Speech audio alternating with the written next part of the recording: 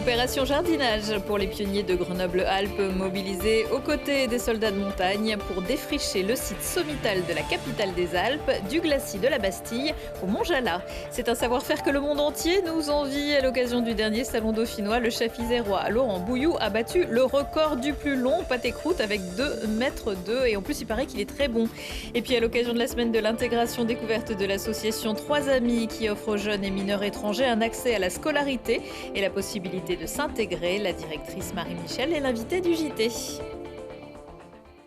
Bonsoir à toutes et à tous, ravi de vous retrouver dans ce JT du jeudi 17 octobre 2024. Du lundi au vendredi à partir de 18h, l'essentiel de l'actualité du Grand Grenoble. Quoi de mieux qu'une belle journée d'automne pour faire place nette en nature? Il y a ceux qui, comme Chartreuse Propre, proposent ce week-end de déblayer les carcasses de voitures qui rouillent dans le canyon de la Vence, ou ceux qui, comme Grenoble-Alpes, se lancent avec leurs pionniers dans le débroussaillage du Mont-Jallat sur les hauteurs de la Bastille, avec un renfort de taille. Voyez le reportage de Maxime Sonnen. Les amoureux de la Bastille ont de quoi se réjouir. Sur le Mont-Jallat, le mémorial national des troupes de montagne s'est fait faire refaire une beauté avec une opération de nettoyage et de débroussaillage. En fait, on avait des arbres qui prenaient un petit peu de dimension, et puis le problème de la végétalisation de certains arbres en fait rentre dans les murs et déchausse aussi une partie des murs. Donc c'est pour ça qu'on fait attention, on préserve les arbres, mais bien sûr on fait aussi attention à que ça ne déchausse pas les murs pour que les murs en fait tombent en bas sur les chemins. Le mémorial et ses environs s'étaient laissés envahir par les arbustes et les hautes herbes, alors il a fallu sortir les grands moyens. Avec plusieurs 4x4 pour redescendre les branchages, du matériel d'escalade et de jardinage, mais surtout de nombreuses paires de bras, costauds si possible, et quoi de plus costaud que des militaires? En fait, tout est venu d'un courrier de l'armée qui disait qu'ils avaient envie de rénover, de travailler sur l'entretien du mémorial des troupes de montagne. Et en partant de là, on s'est associé à leur démarche. C'est quand même quelque chose qui nous tient à cœur, parce que c'est quand même un mémorial qui rend hommage aux soldats. Et en tant que militaire, oui, c'est normal d'être content et ravi de pouvoir nettoyer et d'entretenir ce site. Le soutien de la 27e brigade d'infanterie de montagne, aux côtés d'agents d'entretien et de familles bénévoles, a permis de nettoyer le site en un week-end seulement. Une opération participative rondement menée, chapeautée par Grenoble-Alpes et ses pionniers.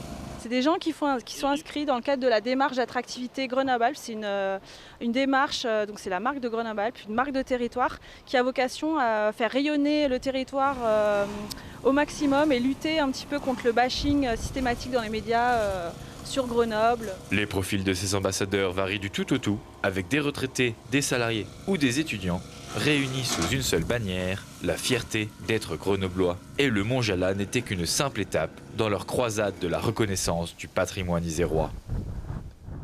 Et toujours à la Bastille, la ville de Grenoble lance également cet automne avec les jeunes d'Unicité et l'association Gentiana un chantier de débroussaillage et entretien de la parcelle haute de la cité du Rabot.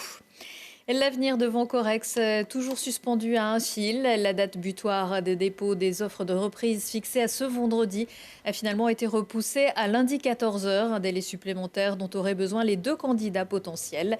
Depuis l'annonce début septembre du redressement de l'entreprise située sur la plateforme chimique de Pont-de-Claix, employés du secteur et collectivités se mobilisent en espérant notamment que la reprise permette de se tourner vers une activité plus en lien avec le développement durable. 2000 emplois directs et indirects seraient menacés.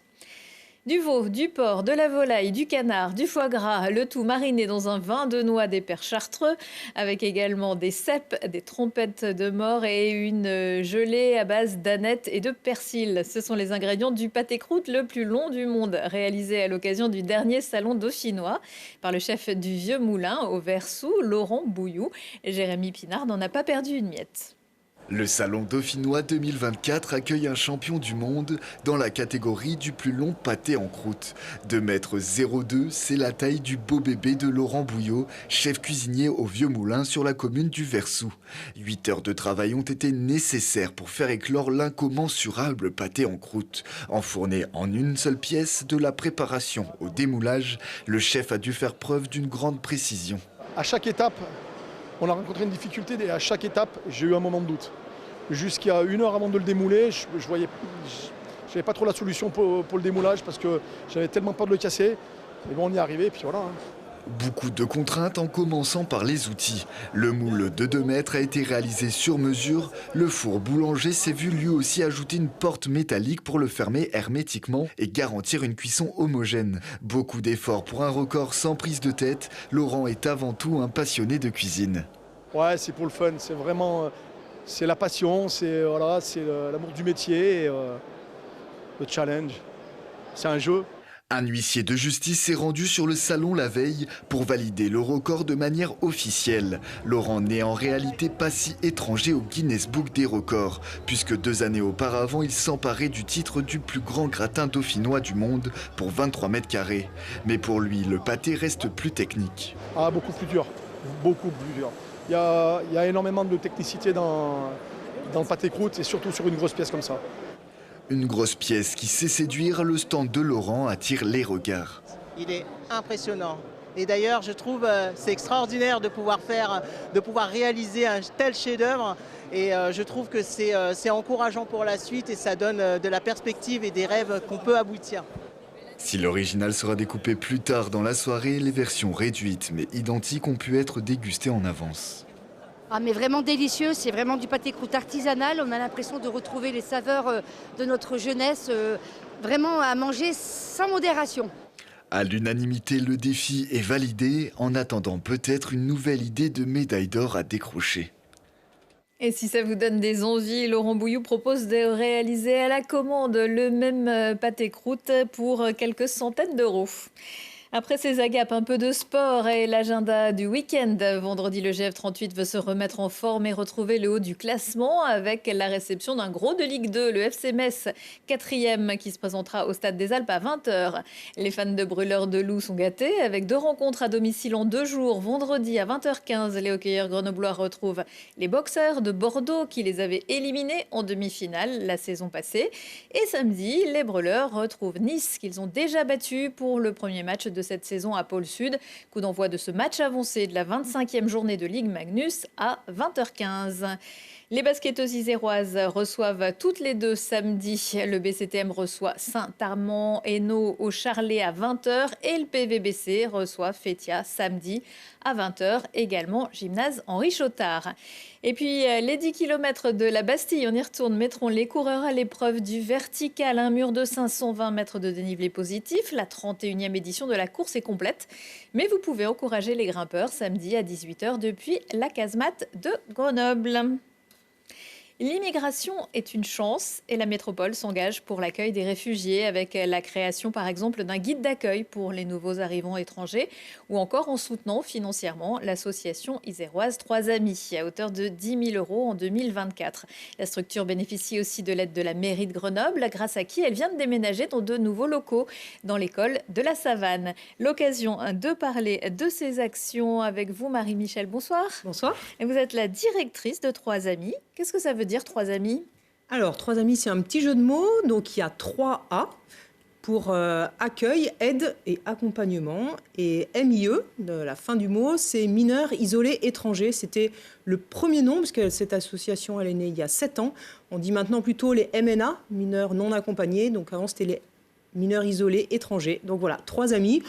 Et puis, l'idée d'amitié, c'est aussi intéressant, parce qu'il y a vraiment quelque chose autour de la rencontre dans cette école un peu particulière. Alors cette école, pourquoi est-ce qu'elle est particulière? Alors, elle a été créée pour des jeunes qui sont mineurs, mais non reconnus mineurs. Qu'est-ce que ça veut dire? Non reconnus mineurs. Ils arrivent sur le sol français et puis ils sont évalués. On évalue leur minorité et on dit à l'écoute de leur récit ou de leur papier, on dit non, vous n'êtes pas mineur. Et donc, ils se retrouvent dans une situation un petit peu singulière au niveau administratif, donc ils ne sont pas suivis par le département, ils se retrouvent à la rue. Et il y a 7 ans, ils étaient à la rue, mais ils avaient ce grand désir, enfin les personnes qui ont créé l'association les voyaient, et eux, leur désir, le premier désir, c'est de se former. Ils savent qu'aller à l'école, se former, ça va être la voie de l'intégration. Ils ont fait tous ces kilomètres, c'est pour réussir dans la vie. Et comment on réussit? En apprenant. Donc, voilà, ils sont arrivés dans cette école. Ça a commencé petitement avec... Comment ils arrivent à l'école? Ils viennent pas sonner directement chez vous? Et non, en fait, on n'est pas la première association qu'ils rencontrent. Parce qu'au départ, quand ils se retrouvent à la rue, il faut quand même trouver un toit, il faut trouver à manger, il faut être accompagné au niveau juridique. Et donc, les jeunes qui viennent à Trois Amis, ils sont accompagnés au niveau social pour les mineurs par le Secours catholique. Et puis sur le point de vue juridique, c'est la CIMAD. Et puis donc quand ces jeunes ont un toit, c'est l'hébergement, on appelle ça de l'hébergement citoyen, c'est-à-dire que c'est des personnes qui se mettent ensemble pour louer un appartement, c'est une paroisse qui va mettre à disposition des salles, etc. En tout cas, quand ces jeunes ont un hébergement, ils sont envoyés à Trois Amis. Nous, les mineurs, ils sont accueillis inconditionnellement. Et puis là, on essaye d'offrir une formation, un accompagnement qui se rapproche le plus possible du cadre scolaire.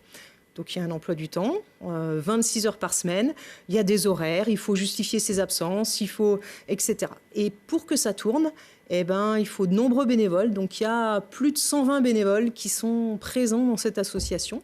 Il y a 50 jeunes qui sont tout le temps dans les locaux. Et puis, il y a des jeunes qui vont être scolarisés et qu'on accompagne encore l'association au niveau scolaire.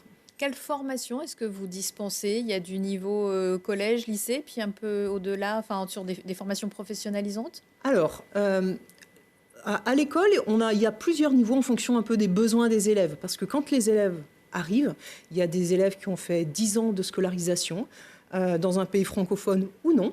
Et puis il y a des gens qui n'ont presque pas été à l'école. Donc voilà, il y a plusieurs niveaux en fonction des besoins et les élèves changent de niveau en fonction de leur avancée, etc. Donc on pourrait dire que ça correspond à de la primaire jusqu'en fin de collège. On pourrait dire le cycle 3 ou cycle 4. Et puis, il y a 4 ans, comme il y avait un certain nombre d'élèves qui étaient quand même scolarisés dans les établissements, il y avait de la place et donc on a ouvert ça aux jeunes majeurs. Les jeunes majeurs qui ne pouvaient pas être scolarisés à 18 ans. Et il y a un accompagnement sur 2 CAP. Donc un CAP PSR, Production, Service, Restauration, en partenariat avec l'association Cuisine sans frontières, et un CAP IMTB. En bâtiment second œuvre, c'est de la maintenance technique des bâtiments.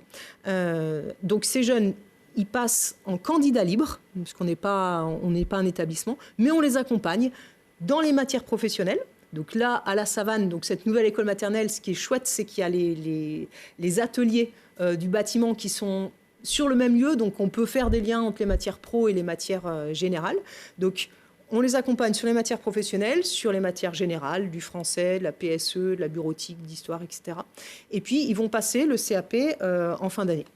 Ces jeunes, ils viennent d'où? Ils ont fait pour beaucoup un long voyage, parfois tout seuls, et ils sont parfois très jeunes. Alors, ils ont fait le voyage en général tout seuls. Alors, ils ont rencontré des gens sur leur voyage. Certains ont un voyage très court, ils prennent l'avion et ils arrivent, par exemple, certains de RDC ou d'Angola, qui arrivent en avion par le Portugal ou directement. Et puis d'autres vont jusqu'à 12 mois, 14 mois de voyage, donc c'est énorme. Donc, quand ils arrivent, en tout cas, c'est toujours un déchirement. Il y a toujours une forme de traumatisme quand on arrive. Donc certains même qui ont été scolarisés, pour se remettre toutes les compétences scolaires en route, il faut un petit peu de temps. Mais c'est toujours une étape. Alors on est assez discret si on ne va pas leur demander ce qui s'est passé. Et puis certains qui sont... pour qui c'est dur, ils vont être accompagnés, mais par d'autres associations. Il y a des associations sur Grenoble. On a la chance d'avoir un réseau, un tissu associatif qui est très chouette. Et vraiment, l'idée, c'est que chacun reste dans ses compétences. Voilà, donc vous les aidez à obtenir un diplôme, mais ça ne va pas les aider à obtenir des papiers. C'est d'autres associations qui prendront peut-être le relais. C'est ça. Nous, les diplômes, en fait, ça atteste des compétences, des choses qu'ils ont appris. Et puis, ça va mettre une petite ligne en plus sur le CV, peut-être. Ça peut aider, mais en aucun cas, on sait En tout cas, hélas, on aimerait bien qu'un diplôme, ça donne des papiers, mais ce n'est pas le cas. Et souvent, il leur faut beaucoup de patience pour continuer, pour avancer, pour construire petit à petit un dossier pour qu'enfin, ils puissent avoir le droit de travailler. Parce que vraiment, je peux témoigner que tous leur désir, c'est d'être le mieux intégré dans la société, d'être compétent, de pouvoir mettre leur énergie et leurs compétences au service de la France. Et justement, le contexte est de plus en plus difficile pour ces jeunes migrants. Le gouvernement envisage même une nouvelle loi immigration. Est-ce que ça vous inquiète ? Ben oui.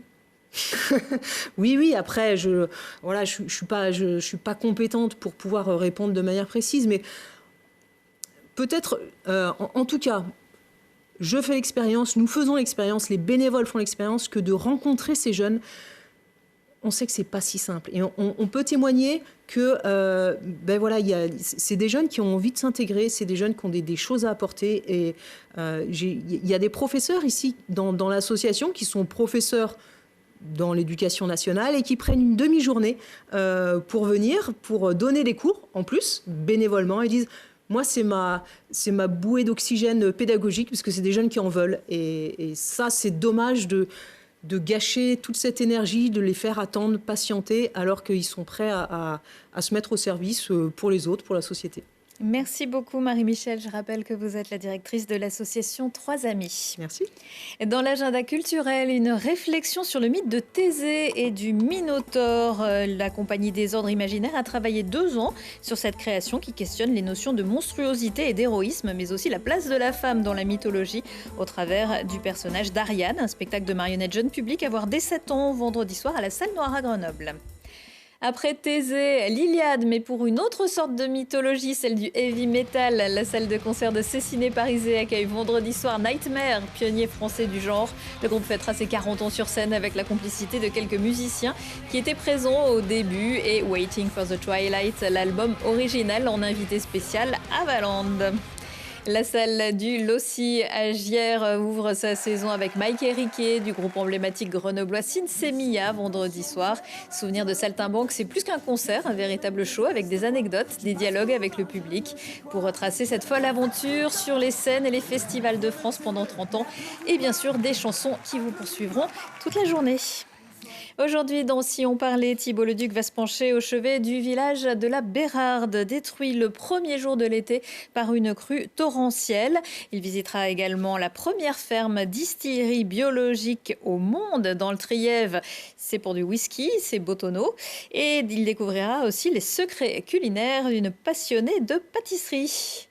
Retour de l'actu dans 1 heure et en replay sur télégrenoble.net. Excellente soirée à tous.